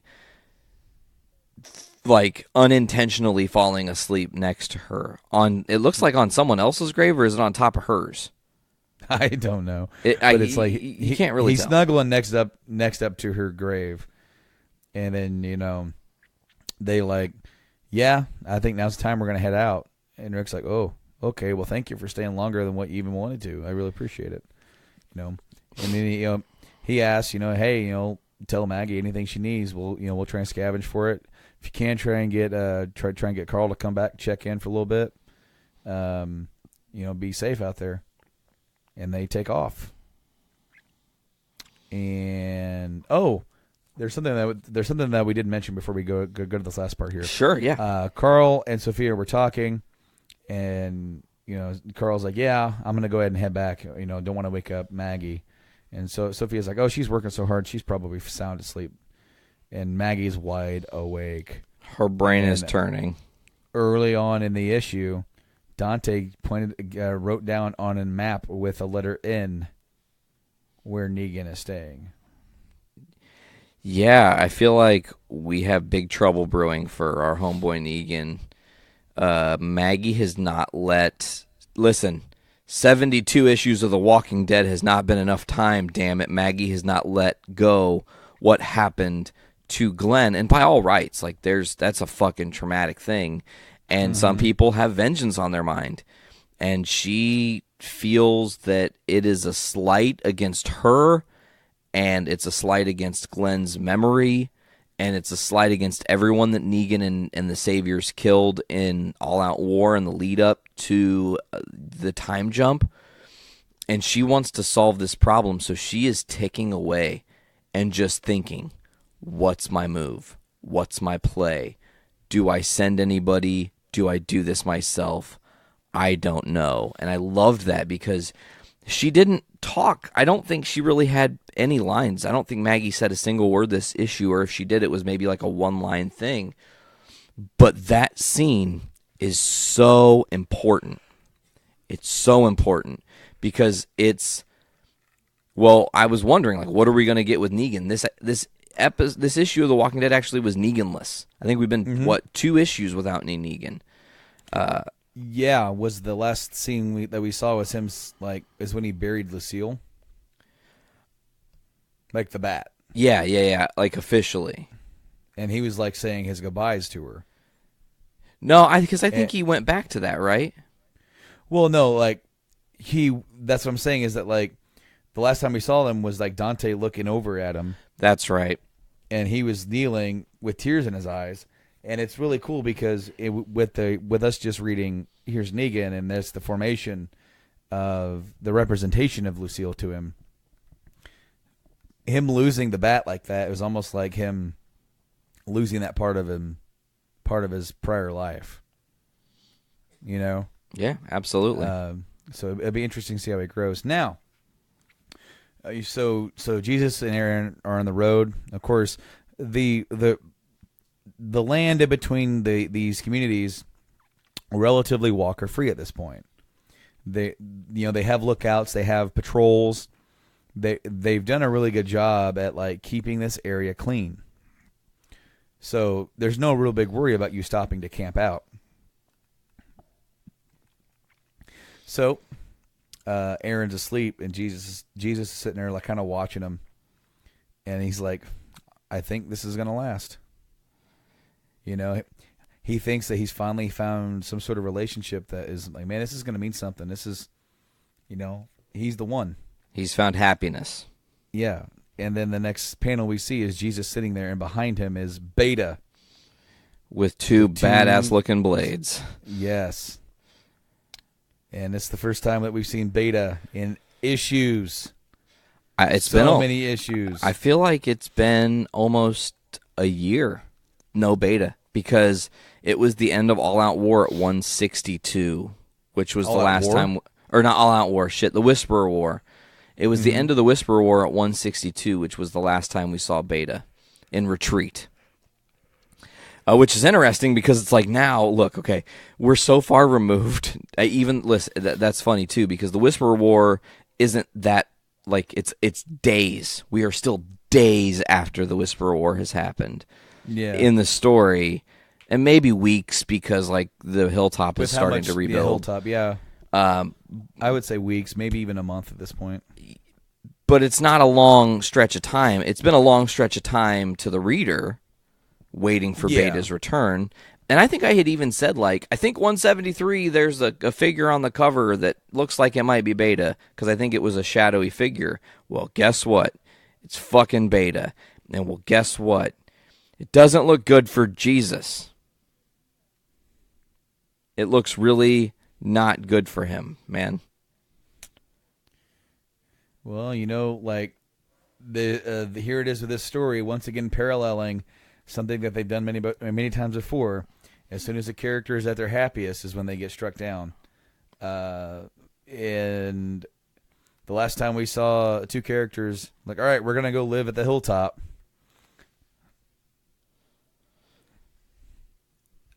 Well, you know, if you look at have you seen the cover for 173, or do you know anything about it? So I don't know how much of this you can see. Oh, there's Jesus. Yeah, and that kind of shadowy figure. The issue is called Final Fight. One thing you have to take into consideration is Beta might have him in a vantage point right now. And I'm sure it would be super fucking easy for Beta to just put those fucking blades into Jesus' temple and call it a day. That's not Beta's style. He's still got a score to settle, and he's probably pretty pissed off. My thought is he's gonna maybe talk a little bit and beat the shit out of Jesus a little bit. And, of course, I don't know where these guys are in correlation to shit all in the Walking Dead world. But what if they're not far off from where Negan is and Negan comes and saves the day? Who knows what happens? Because I feel like you're right. Characters at their happiest, they're probably going to get struck down. Look at Rick and Andrea, and things were starting to really, really, really build and look really good, and then things shifted. I feel like this is a swerve. Glenn is another great example, but I feel like this is probably going to be a swerve. Obviously, Beta's behind him, and it's meant to make you think the worst. And how many times has Kirkman done some shit like this, and then it not been that thing? Remember when we were like, what the fuck? Negan's out of his cell. What's his plan? Who's he going to go kill? And there was no plan to kill anybody. He wasn't going to do anything bad. It was just conditioning to get you to see that Negan is a trustworthy character now. So for me, I'm just... I was really happy with 172. It did a good job continuing the story, furthering it along. I love Princess as a character now. I think she's a great addition to what they've got going on. I can't wait to see what happens when they go there. I feel like I read somewhere that like 174 or 175 of The Walking Dead, holy shit, we're almost there, surprisingly, is going to introduce a militia group. A new, like, militia type group. And I'm guessing, my guess would be, if I'm guessing, probably going to be Stephanie's group in Ohio. That they're going to be fully ready to go. Maybe a bunch of ex-military group that got together at the end of the world or some shit, you know. That's why they have the radio. That's why they're reaching out, because they're trying to help people. So maybe it's not a bad group, but there's a group of military skilled people coming, which could prove trouble for Rick and the group, honestly. Yeah, dude, So. and they may not, you know, it might kind of be a swerve, you know, with that as far as like their rightful intentions. Yeah, and I think The Walking Dead, like I said, it always does a good job of like throwing you for the loop. Like, oh yeah, no, that's not exactly what you're seeing. Like, what you see isn't always what you get in The Walking Dead. That's the way to put it. Sometimes they just throw you off. They have to. I think they do a great job of throwing us, the reader, off because, look, it's hard to keep a book this interesting this long. You look at classic comics and tell me any classic comic that you can think of that people religiously have read from issue 1 to 170 something that's had a great coherent story that hasn't deviated or brought characters back after they've died or changed the plans or, you know, because a new writer takes over or a new artist takes over, they have to change things. Like, consistency is why The Walking Dead is the best comic book, in my opinion. Consistency all day. Absolutely, dude. So. Well, you know, I don't know how much we've got left on the docket today. I just had one little tiny last thing to close with before we should probably announce what the rest of the episode actually is going to be here. Oh, yeah, we haven't done that, have we? We haven't said a goddamn word about anything, but we'll lead into this. So before we go today, I just want to let people know that Brando and I are going to sign off here in a minute. You're going to hear the typical end of Journey into Comics. But stick around, because as soon as the episode is over, as soon as the episode ends, what's going to happen is myself and AP, Andrew Puhr from the Puhr Report and from Foodies Watching Movies, are going to do a special report. That's how he says it, report, because it's the poor boy. On the Inhumans series that ABC and Marvel released. We've watched the first 2 episodes. We reviewed the first 2 episodes. These are the episodes that were in IMAX. We talk about them for about a half hour, give you guys our thoughts. So I just wanted to let people know not to forget to check that out. But before we go, Brando, did you hear about this super secret Marvel meeting? I did not. No. It's not so secret because everybody fucking knows about it.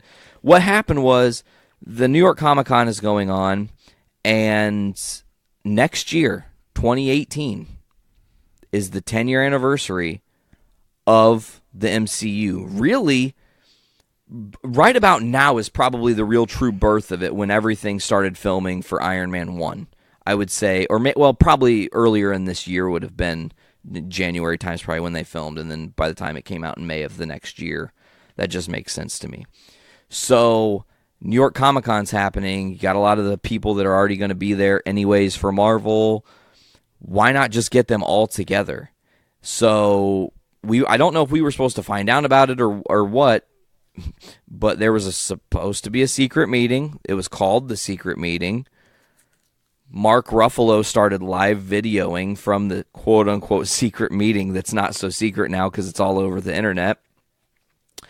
And it's every fucking person you can think of. I mean, I'm guessing Ed Norton and Terrence Howard are probably not present.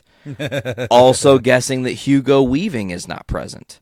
But any of the consistent multi-movie deal people or people who have started to play a major role in the overarching MCU were all present for one gigantic picture. I loved it because Mark Ruffalo was talking with Vin Diesel. He's like, look, there's my dog Vin. Someday, and then Vin's like, someday Groot and Hulk are going to have a scene together. I am Groot. And they were like, haha, laughing. It's funny because as Mark Ruffalo's turning the camera around, you hear Samuel L. Jackson like, you filming, motherfucker? This is supposed to be a secret. Like, he's not thrilled. And then he also took some pictures and put them up online. So, yeah, man, it's cool because I think what they did is they're going to just have a big entire MCU cast picture for the 10-year anniversary of the MCU, which is awesome. The Inhumans should have been a part of the MCU, but they've been relegated to TV, and that's all I've got to say about that, folks. As always, check out Journey into Comics on all the different social media platforms. If you're getting us on anything, it's the Journey into Comics Network. You can get us on Facebook at Journey into Comics Podcast, on Twitter at JIC Network. You can get us on Instagram at Journey into Comics Podcast, or are we just Journey into Comics? I think we're just Journey into Comics on Instagram. I always fuck that up. Also, check us out on all of the different podcasting services that you can listen to us on: iTunes, Stitcher Radio, Google Play Music, Podbean, with the incredible increased volume option on their app, as well as Overcast, Downcast, Podcast Addict, Podchaser. The list goes on and on and on for days and days and days and days and days. As always, if you're loving what you're listening to, go ahead, jump over to iTunes, give us a 5-star review. Let us know what we're doing good, great, or indifferent. We always appreciate the feedback. Brando, did you have anything else to add today before we close, my friend? That is going to be it from me this week as well. And I want to thank you guys for checking out this episode of Journey into Comics and, of course, all the other shows here on the Journey into Comics Network. We have a show every single day of the week, so be sure not to miss out on any of our great, awesome shit we got going on here. With that being said, Nate, thank you for joining us on this episode. Dude, episode 160. Moving right along. With that being said, I'm Brando. I'm Nate. And we will see you next week, guys. Fill your brains with shit. Hey there, ladies and gentlemen, and welcome to a special report talking about all things TV. I am your host, Andrew Puhr, and joining me today for a special episode is Nate Phillips. Nate, how are you doing? Dude, I'm doing pretty awesome. Thanks for having me. Yeah, thanks for being here. I know we both like similar shows, so it was nice to have you on for this episode. We're going to talk about Marvel's The Inhumans. I promise this isn't Journey into Comics. This is not Journey into Comics. This is my little baby here today. So, but I'm either excited, way, man. Yeah, it's definitely nice. I've been doing a few of these now, so I've done some comedies, and I did the first one, which was The Orville, which was its own thing, and I know you've watched that. Caught up on The Orville, by the way. Love that show. It's really good. I really didn't think I was going to like it, because I was like, oh, it's just going to be Family Guy meets Star Trek, and it's not been that. It's been a very original take on a Star Trek type world. Yeah, I think that's well said. And that your special report on it, I can't wait to officially listen to now that I have completed the series, at least up to date, so I can go back onto the Journey into Comics Patreon, cheap plug, and I can go ahead and listen to your special report where you discuss the Orville. But today, man, I'm excited. Inhumans, just to brief on this real quick, when I saw that it was coming out, it was weird because there was like, oh, it's going to come to IMAX. And I was like, shit, I might be sold just because it's going to be IMAX and it'll probably be great. And then, I feel like this thing, I feel like Inhumans I don't know, but it kind of suffered from like the same fate as Batman versus Superman, where the reviews got ahead of it and didn't give it a chance. Right. I've seen that a lot. Like, sometimes you see some bad reviews ahead of time. It'll, like, make it like, I was going to go see it in IMAX. I was like, well, for one, I really couldn't find it playing anywhere nearby because the nearest IMAX theater is kind of a ways away. So I was like, oh, if the reviews were probably stellar, I'd been like, oh, I have to go see that. Because I liked Agents of S.H.I.E.L.D. I know it's kind of in that same world. But originally it was going to be a movie. They had announced that years ago that Inhumans was, like, slated for, I think, wasn't it, like, after what ended up being Infinity War was going to be an Inhumans movie? I actually think that it was supposed to happen, much like Captain Marvel, in the middle, between the two. And everything kind of got shifted, and it was like, because it was supposed to be like early, I think 2019 was going to be the Inhumans, like February, and then I'm pretty sure that when it got bumped off of the list and moved indefinitely into 2020, everybody was like, well, that movie's not getting made, which is rare for Marvel to pull a movie that they announce. That's not like them. Right, and they didn't even announce that it was going to be dead in the water when they brought Inhumans into the world of Agents of S.H.I.E.L.D., which is where, like, I first got to know kind of what Inhumans were, which is essentially trying to do the X-Men without doing the X-Men, because Marvel doesn't really have the rights to bring X-Men to any medium outside of, like, comic books. It's genuinely strange, just to side note this real quick, it's genuinely strange that Marvel has the Inhumans. And I don't know if you're aware of this, but do you know where the Inhumans originated? I do not. Go ahead. They were actually a part of the Fantastic Four story. They first debut in Fantastic Four 44, and that's like Medusa, Gorgon, Karnak, and Lockjaw get introduced in 44, and then Black Bolt doesn't appear till Fantastic Four 46. Just to give you a little bit of a history lesson. Interesting. Yeah, man. Yeah, because really, like, getting into the show itself, because they teased a little bit of how the Inhumans started being to exist on Earth, was that there was there's a little blue stones. I'm kind of forgetting the name now. The Terrigen crystals. The Terrigen crystals, yes. That they got out, they got into the water supply, and then people who had the Inhuman gene could go through this Terrigenesis process where they kind of evolved into kind of what they were destined to be, and they had all varying abilities, to either physical or mental or something else organic. But how this Inhuman show actually takes place on the moon, which I was kind of not quite expecting. Because you see, like, it kind of starts with this royal family, which is Black Bolt, Medusa. There's the princess who has Lockjaw, which is a large English bulldog that can teleport as her companion that she goes everywhere with. And then there's other members of the royal family, and the whole part of the moon is inhabited by all these Inhumans, and the ones with gifts seem to kind of live a high life, and the ones who don't kind of work in the mine, caving, or kind of mining the moon for, I'm not sure what material. I don't think they actually touched that in the first episode, or the first two episodes. No, they definitely kind of glaze over that. I will say, again, not to give too much away here, but one thing that's interesting is the Terrigen crystals in the show, because recently in a storyline that they did, Marvel did, called Infinity, they actually created a Terrigen mist. And that was how everyone got infected, or everyone was able to change with the Inhuman gene. I'm wondering, I doubt they're going to do this, but there's actually an interesting reason the Inhumans have been introduced to the Marvel world, and I don't know if they're going to play off this, but in that comic, in the Infinity comic, Thanos is searching for Thane, his son. Okay. And he's hiding in Attilan. Oh, interesting.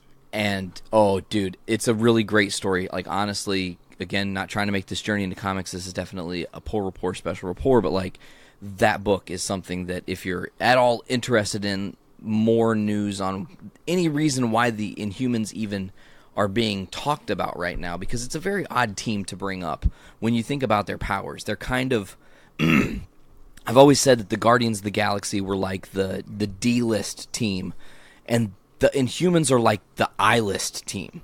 They're way down the list, you know. But let's get back into it, man. What did you think of this first episode?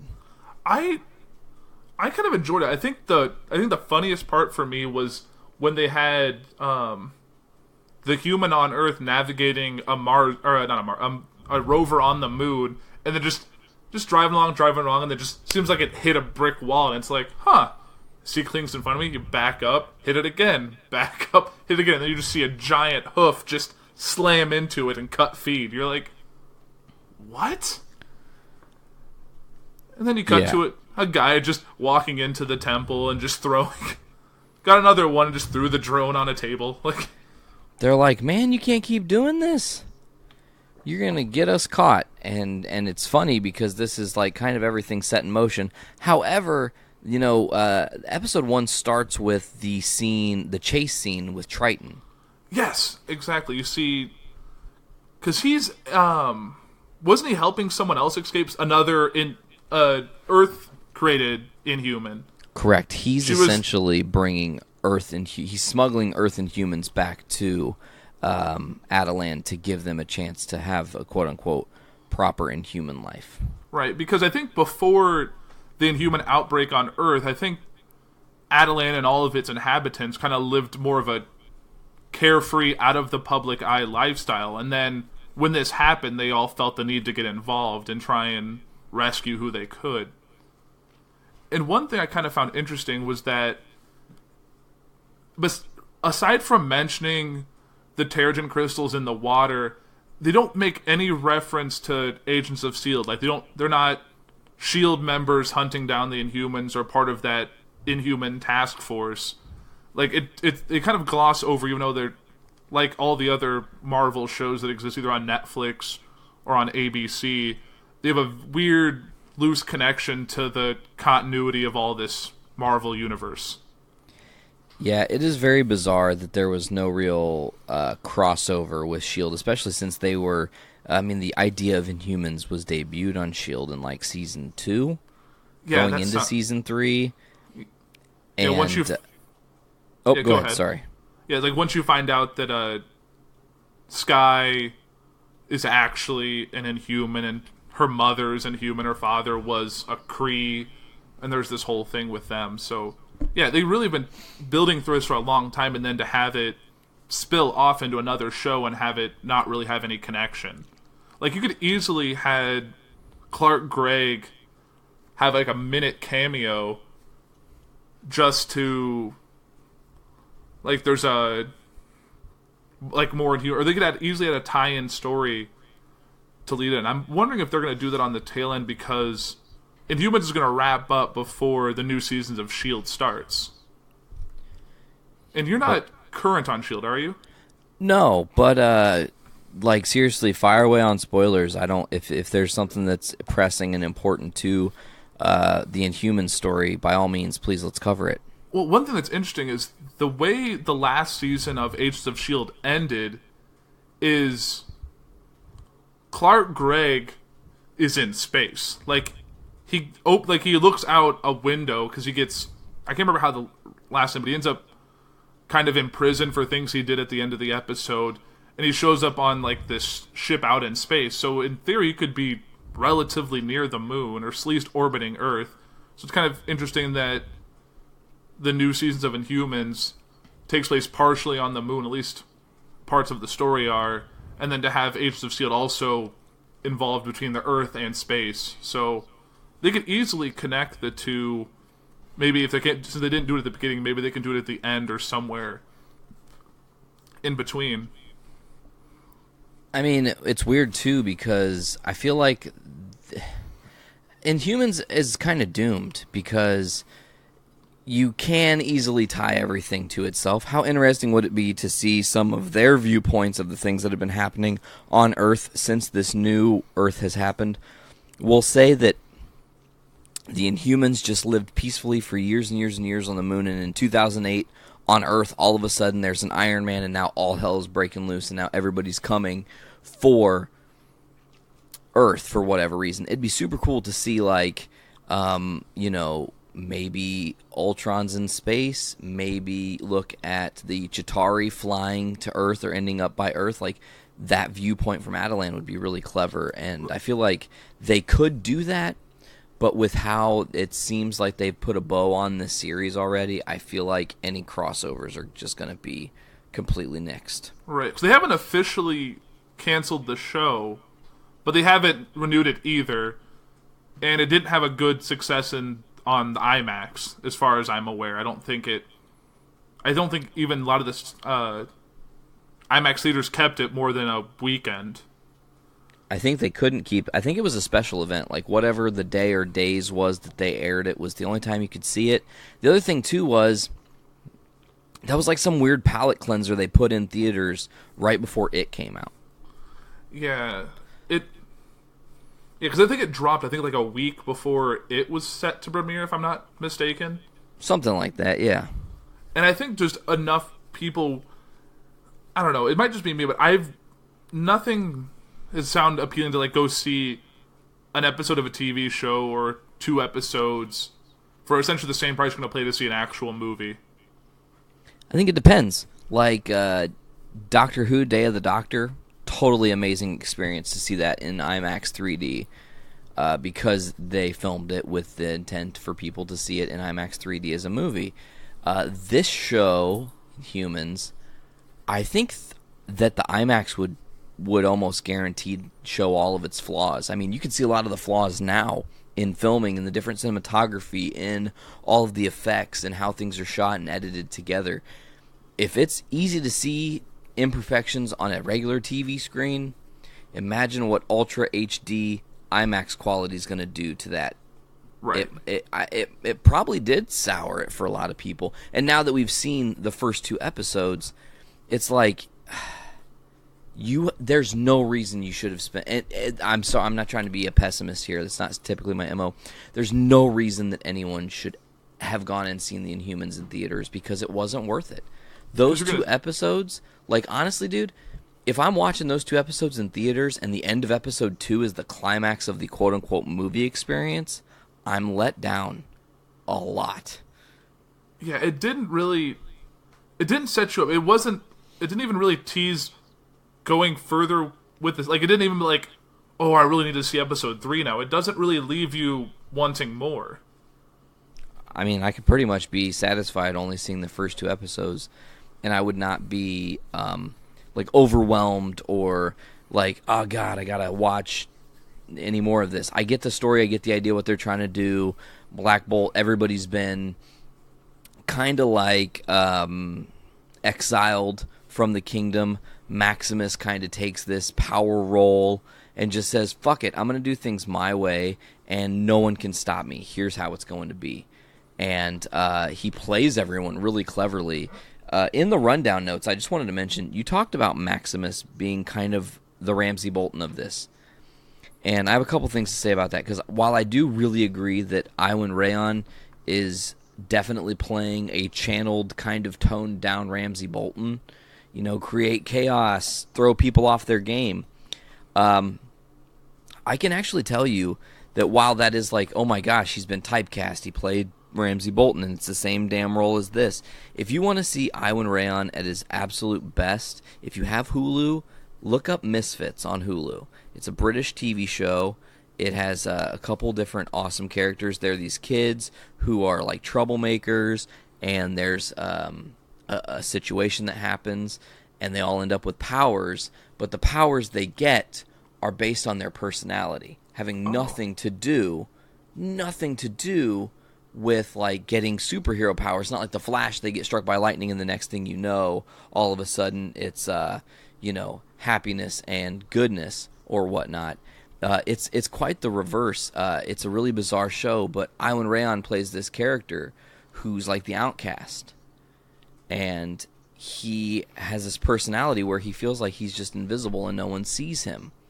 So his superpower is invisibility, except for he has a problem kind of being a peeping Tom in that way and kind of becomes obsessed with watching other people as if he wasn't in the room. Just like fly on the wall style, but some of the other misfits definitely catch on to that. But I just wanted to say that while I definitely agree with you that Maximus and Ramsey have a lot of similarities, if you want to see him out of the box, out of character, and in something completely different, Misfits is the way to go, and not the band, the British TV show. Right. Hey, can we take a pause real quick, man? I got a emergency phone call. I've gotten the same phone call from a person 3 times in a row, and that's not typical of me. So, folks, we're going to take a quick commercial break, and we'll be right back. Yeah, 3, no worries. 2, 1. Now, what I thought was kind of interesting is that this show, unlike Agents of S.H.I.E.L.D., made use of its big CGI pieces in the first episode. And now, you might know the CGI pieces are Medusa's hair, which kind of has a mind of its own. It's almost like tentacly. It's just, it can pick someone off the ground, it can throw a person. It's its own... Kind of reminds me of like Doc Ock from Spider-Man. Yeah, it definitely is like Doc Ock. And then the other big thing was, also I talked about at the beginning, was this giant English bulldog named Lockjaw that can teleport. And aside from his size and the fact he can teleport, is just an anatomically stretched out version of an English bulldog that's like the size of a van. He's fucking big. He is a big dude. But still is just a dog. And one thing that, before we kind of get into the 2 big CGI things, I've read about this. Is Lockjaw an Inhuman that was a person at one point in time? Or is he always a dog? I actually don't have the answer to that, and that's pretty shameful of me to say. Because while I own the first appearance of the Inhumans in comic book form, I've never read the story. So actually, I can't tell you where his origin comes from. It's possible that Lockjaw maybe was a person. It's possible. So I think I remember. I was digging at one point, and I think they did like say something like that. Lockjaw was a human before he was turned into a dog, essentially. But they kind of retconned that story because I think they found it too depressing that someone was forced into being a dog without a human personality or thought or anything. Such is life of the Inhumans. Right. You never know what you're going to get. It was weird, though, because, they hype up that they're doing Inhumans, and there's a lot of CGI involved with Medusa's hair. There's a lot of CGI involved with Lockjaw being a giant dog and the teleportation. And there's also a lot of CGI that goes into if and when Black Bolt speaks. Yes. And of those 3 things I just mentioned, after episode 1, 2 of them are officially and essentially just decommissioned. Yeah. I mean, it's probably something they decided to do from a pure financial standpoint. They can't afford to have those large effects in every episode, or they're going to just ruin their whole budget for the series. I'm assuming because they don't have a MCU feature-length budget. They can't afford to do the crazy effects they do on Iron Man or Doctor Strange or the Avengers. Yeah, and the thing that's weird is that they do have all the money in the world to do this. That's the thing that bothered me about this show. It definitely could have, past tense, had the potential, present tense, to be great. An absolutely great show. There's a lot of good concepts within the Inhumans, and the story, the idea that their story could tell would be awesome, but I feel like they didn't throw a lot of money at it, so they do have to get cheap, and I feel like someone was in the writer's room going, well, how do we make Medusa ineffective? How do we make Lockjaw ineffective as quickly as possible so we can take those effects away? When really, if they would have just funded this as if it was another major Marvel project and just trusted that it would be great, it could be like an awesome TV show, and it's not. Simply put, it's not. I mean, they could easily have faked it or used it more instantly. Because I know the people on the Netflix side of things don't have a crazy large budget either, but they're able to make it work with what they have. Well, I think those characters, for the most part, are rooted in gritty realism, and the Inhumans as a whole are super non-realistic. because it just doesn't happen. So it is difficult to be put in that position. I also feel like now, is it the director or was it the writer that did Iron Fist that also did the Inhumans? I think one of the writers of Iron Fist is the showrunner for Inhumans. Yeah. I think that's how it worked out. And I'm pretty sure he got, pardon my language, he got like kind of shit all over for the performance of Iron Fist. So with this also failing, it's like, did Marvel set you up to fail? Like, did you take on the two hardest, possible? It's one of two things.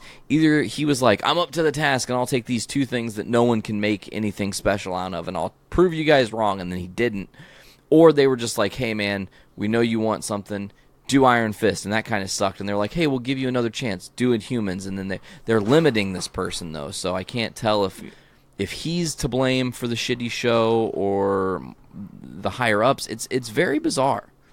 Yeah, because it could be like the thing we ran into with like the most recent Fantastic Four movie, where the director had a vision, he had a way to do it, and then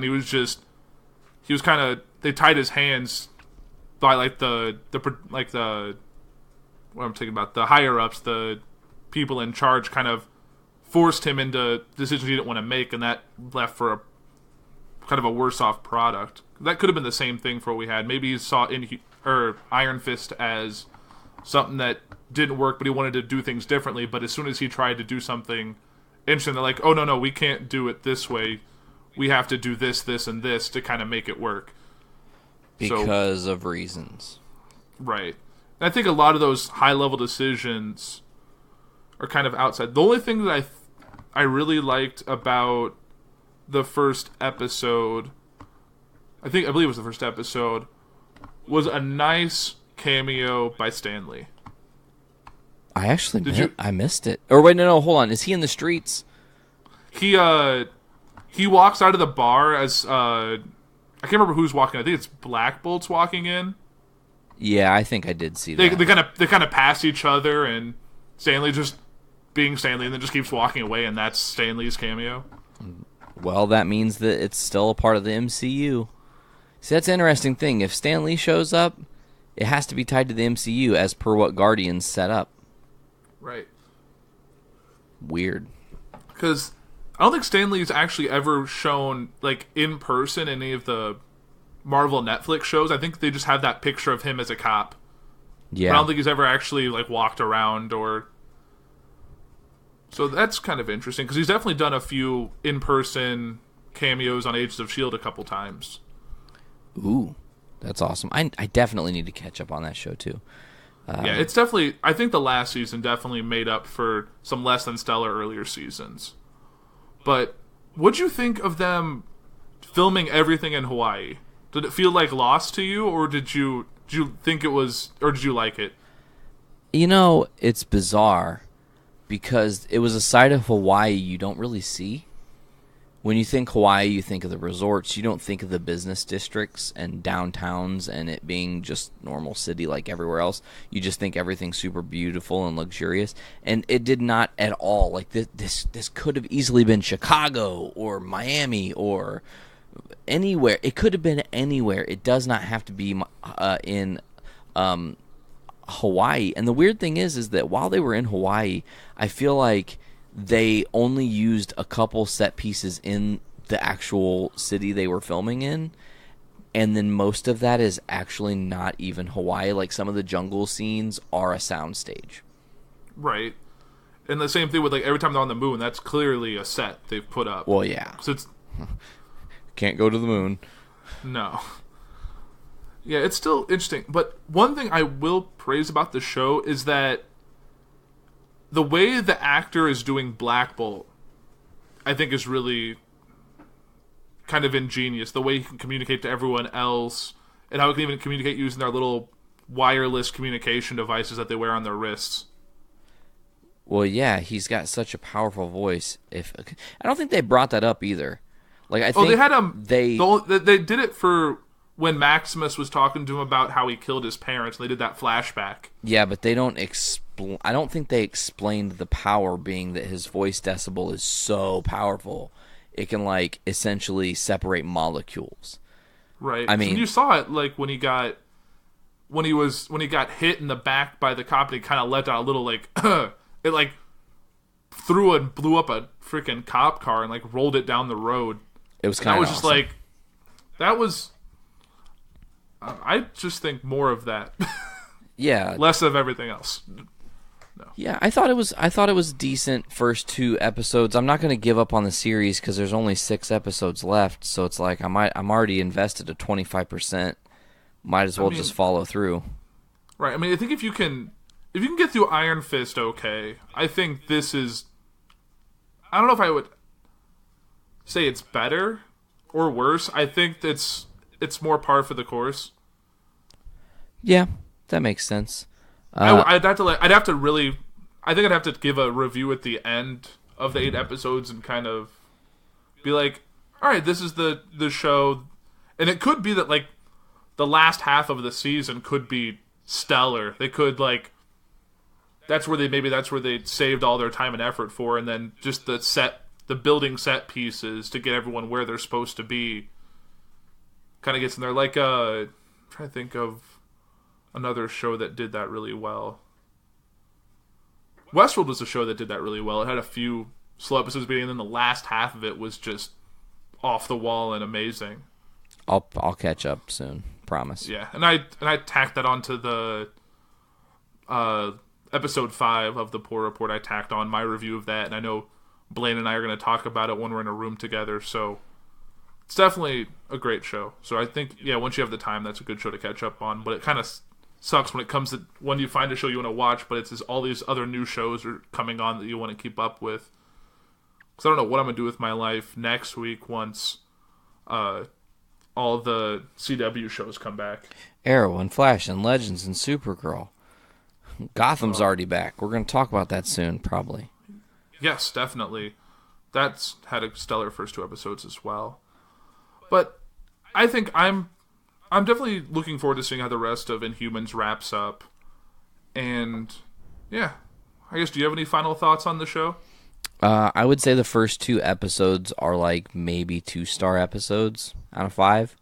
The thing that I don't like is I think that, as I've said before, graphically some of the imagery is not hitting the spot with me. While Hawaii is beautiful, I think it might be underutilized or kind of pointless, like you didn't really need to even go there. I feel like, really, and this is kind of an important one, I feel like it does need time to grow. You can't, on this first 2 episodes, hang your hat and go, well, this series definitely will suck. The series is going to suffer because anyone who isn't open-minded like us, who immediately gave up after those first 2 episodes, are going to miss out. But, I mean, I used to watch Arrow and stopped watching it 7 episodes in because I thought it was too slow. And then I had to play catch-up 2 seasons and watch, like, over 40 episodes in the course of, like, a week to get ready for Season 3. And then The Flash. And then that all changed everything. So I think I'm going to stick with Inhumans regardless of if it's sucky or not. There are other great shows that aren't sucky. And I know what Inhumans is when I'm watching it. I know what I'm getting into now. So moving forward, I will be able to just go, all right, let's do this. And that's kind of my final thought there. It's okay. It's not the best show, but if you power through, I'm hoping it has a good ending. Yeah, I think if I could do it again, I think I would wait and watch all 8 episodes in a binge setting. Because there's some shows I've done that way, and I think it's changed how you feel about them. You do it like a week-to-week type run. But when you talked about how they could have done a 2008 tie-in or a tie-in to Avengers and like having their perspective of seeing all this stuff happen on Earth, and they're kind of getting their own play-by-play, if they would have done like 20 minutes of that at the beginning of the show and then led to the whole rebellion and the bandit, like the escaping to Earth and all that, that would have been, I think, a way to draw a lot of audience that's not actively looking for this show. Correct. People would have been like, shit, they are an important part of the Marvel Cinematic Universe. They might not have came to the rescue at all. But then that's an interesting thing because at some point, and they obviously aren't going to do it, but if they would have done it, at some point, it would have been awesome to have the Inhumans meet with some of the Avengers or Guardians or whoever and be like, we saw what happened when the Chitauri attacked, and then that's a whole like, well, why didn't you help? Right. You know? It's like the whole thing with having these slightly connected worlds is that, like, why would Tony Stark pick Spider-Man when there's like Luke Cage and Jessica Jones and all of them right there for the picking that would have been just as effective for what they needed in Civil War. Or the same thing with the Agents of S.H.I.E.L.D. having them more involved. Like, it's nice idea that the things you could all just bring all those people together, but it's kind of like, now that they all exist in the same world, why can't people help out each other more often? 'Cause it's like, it's big enough that you need to bring in some resources, but it's not big enough to call in the full Avengers team for something. Or, oh, Spider-Man needs his help. Why can't he just go to freaking Queens and go to Hell's Kitchen and get Daredevil to help him out and all that? It's just something they could do, but it's just logistically almost impossible. Yeah, I think that if we were showrunners, maybe it's not that easy at the top. Only Kevin Feige knows, and he holds the keys to the kingdom. And he's not doing things wrong. No. His track record's pretty damn good. I just feel like sometimes when there's a gamble, I'm looking at you Inhumans, I'm looking at you Netflix series, it's almost like they don't believe in it enough to incorporate it fully. They almost incorporate it fully. They do little tie-ins or little references or Easter eggs that last 0.3 of a second or whatever. But nothing beats, the first time we saw the Avengers on screen together. Now, what if we were getting amped up every however long, because across the board it's like, oh my God, Inhumans are about to get put in the mix. The Defenders are about to get put in the mix. What's that going to be like when these two other teams join up with the Guardians and the Avengers? And now your Marvel Cinematic Universe is huge. It's giant. Yeah, I think, I'm sure there's reasons behind it, and I'm assuming there's just a point where, you can only stretch a storyline so thin to fit all these people in there without it causing more harm than good. But I think even if you, showed, a tease, show the Defenders fighting, or even, show the Defenders on a screen while the Avengers are talking about something else, and you'd be like, oh my God, that's the Defenders, they're not even in the room, but oh my God, they're right there on the screen. So did you see what happened in Hell's Kitchen? How did we not know about this? And then move on with their story. You would blow people's minds. Exactly, and it's just a tiny little wink and a nod, and then move on. That's all it has to be. That's all it ever has to be, to just keep it all moving forward. But yeah, man, I like the Inhumans. It's not my favorite show. I will give it time to grow on me, and we'll see what happens by the time the 8 episodes are done. And that's all I got. Yeah, I would agree with you. And I think with that, I'll say keep watching Inhumans. Got 6 episodes. The first 2 are okay, but I think it can only go up from here. All right. Thanks, guys.